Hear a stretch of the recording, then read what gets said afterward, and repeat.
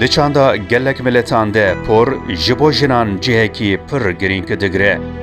Por xemla jinan û amûrekî bedewebûna wan e.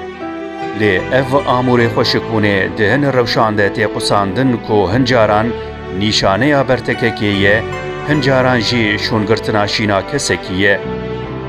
Di çanda Farisan de por qusandin ji bo yê jinan tê serwateya cezakirinê, şîngirtinê û bertekdayînê.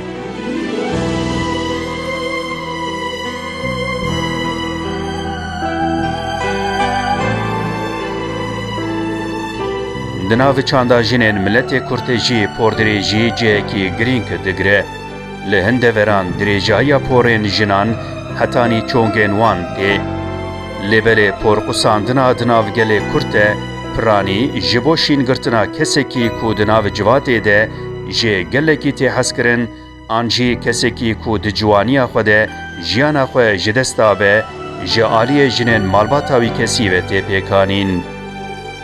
Li ser gora kesê ku jiyana xwe ji dest da ye, ew û porgulê wekî nîşaneya êşa wê kesê bi serê gorê ve tê daliqandin. Bi rastî jî ev çand herî zêde di navê miletê qedîm yên êzîdî de wekî êşek ji dil xwe dide nîşandan. Tê ser wê wateyê ku ew kes bedewîbûna xwe ji bo wî kesî bin ax dike, qedir û qîmeta mirovahiyê radixe ser gorê. Ev jî nîşana wê yekê dide ber çavan ku di nav Kurdan de hîs û têkiliyên malbatî û hezkirin çi qas xurt e û bi qîmet e.